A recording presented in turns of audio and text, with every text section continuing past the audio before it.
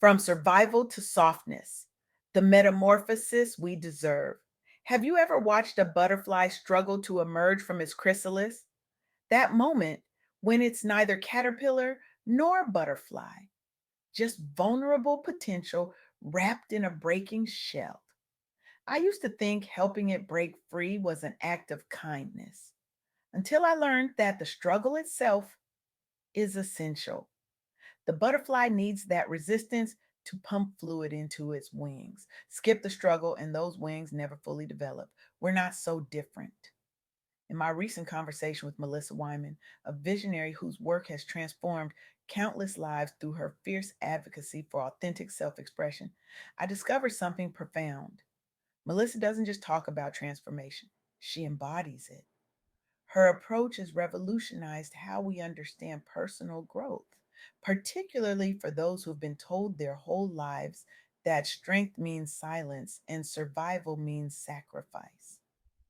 Life's challenges may feel overwhelming, Melissa shared with me, her voice carrying the weight and wisdom of someone who has walked through fire and emerged not just intact, but illuminated.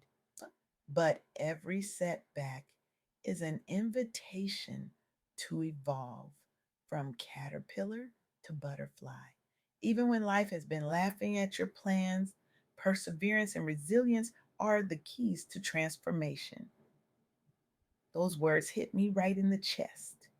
Because how many of us, especially Black women, have been taught that strength means enduring without complaint?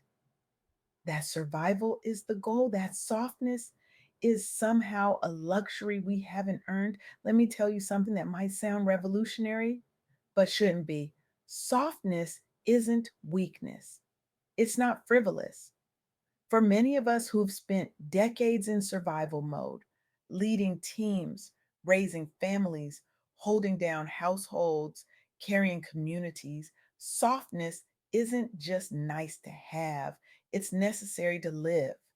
And that metamorphosis from survival to softness is not just possible, it's our birthright.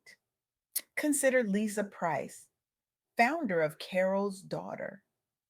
Before her brand became a household name and was acquired by L'Oreal for millions, Lisa was mixing products in her Brooklyn kitchen during tough financial times in the early 90s.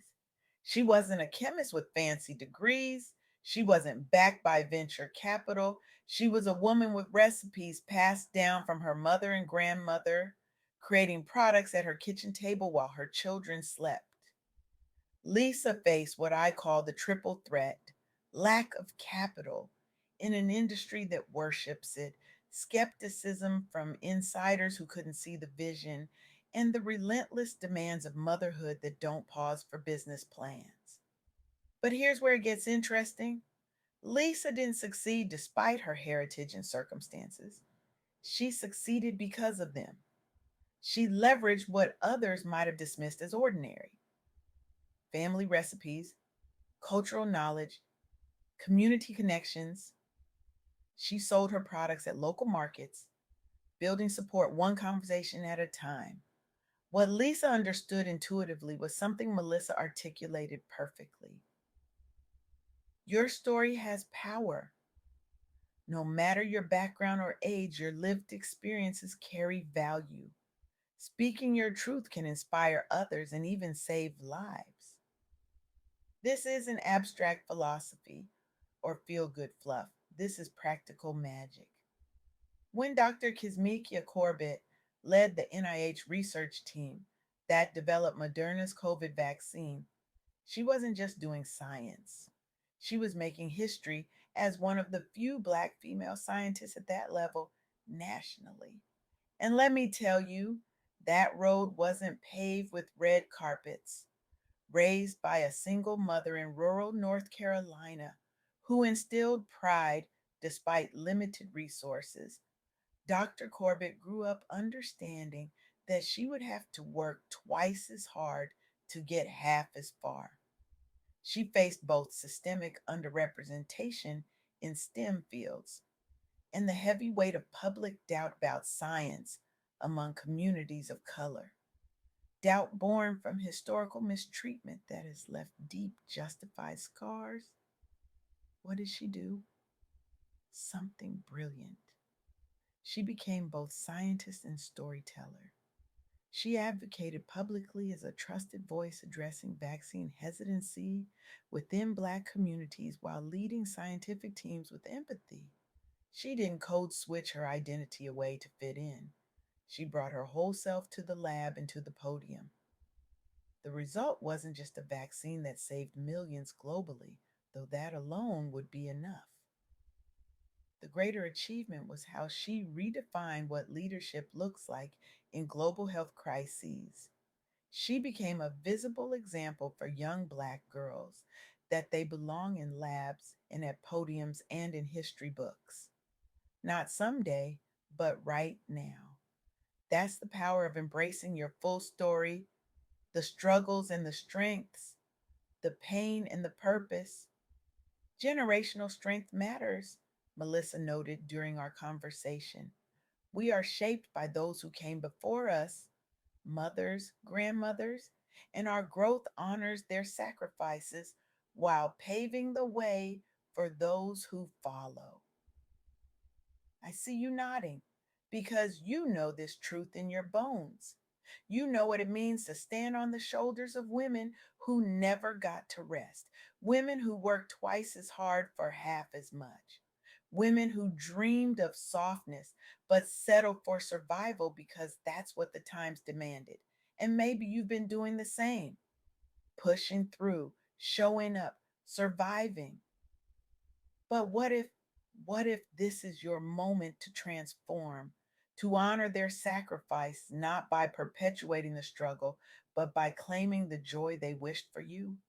Bazoma St. John understands this evolution intimately, having held C-suite roles at Uber, Apple Music, and Netflix.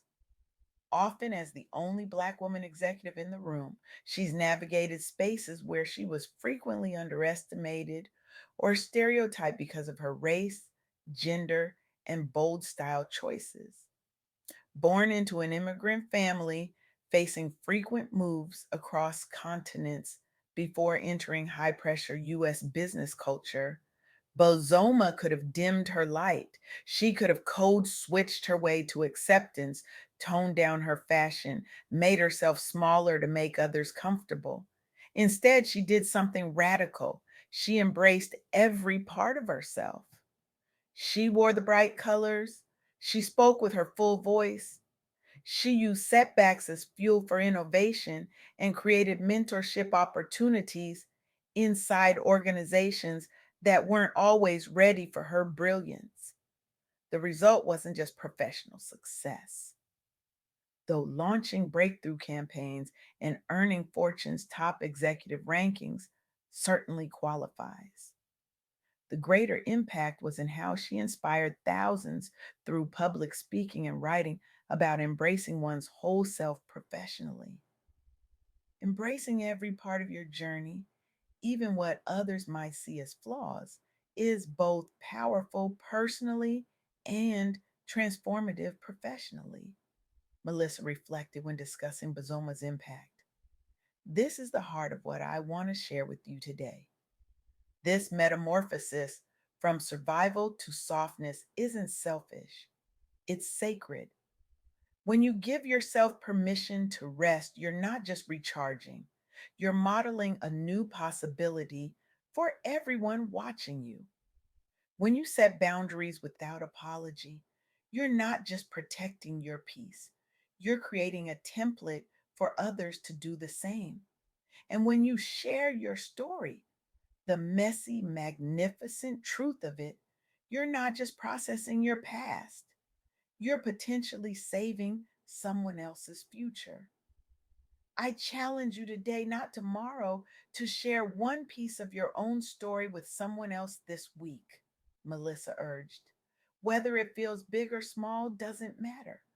What matters is honoring where you've come from and realizing that every chapter, including pain, is part of your metamorphosis into something beautiful. I know what some of you are thinking. That sounds nice, but you don't know my life. You don't know my responsibilities. You don't know how many people are counting on me. You're right. I don't, but I do know this. The butterfly doesn't emerge from the chrysalis because it's convenient. It emerges because staying inside is no longer an option, because the transformation has already happened on the inside and the outside must catch up. Your transformation has already begun. The question isn't whether you'll change, it's whether you'll embrace the change with intention or resist it until you break. The women we admire, Lisa Price building a beauty empire from her kitchen, Dr. Corbett developing vaccines that saved millions, Bazoma St. John redefining executive presence. They didn't wait for permission to evolve. They didn't wait until all conditions were perfect. They simply recognized that their struggles weren't punishments, they were preparation. For what? For this moment, for the opportunity to turn survival into service, pain into purpose, resilience into revolution. So here's my challenge to you, and it's not a gentle one. Stop waiting for permission to transform. Stop believing that your worth is tied to your productivity. Stop thinking that your strength is measured by how much you can endure without breaking. Starting today, not someday, not when things calm down, I want you to identify one area of your life where you've been in survival mode. Just one. Maybe it's at work, where you've been saying yes to projects that drain you. Maybe it's in relationships and where you've been accepting less than you deserve. Maybe it's with your health, where you've been putting everyone else's needs before your own. Now, I want you to make one decision that honors your journey towards softness. Set one boundary, take one rest, tell one truth, share one story, because your metamorphosis matters, not just for you, but for every person watching you who needs permission to transform too. For every young girl who needs to see that strength and softness can coexist. For every ancestor who dreamed of a day when their descendants could not just survive but thrive. The world doesn't need more martyrs, it needs more butterflies, fully developed, brilliantly colored, freely flying. It needs you in all your emerged glory. So struggle if you must. That's part of the process. But know that the resistance isn't meant to keep you contained forever. It's building the strength in your wings for the moment you break free. And that moment, it's now.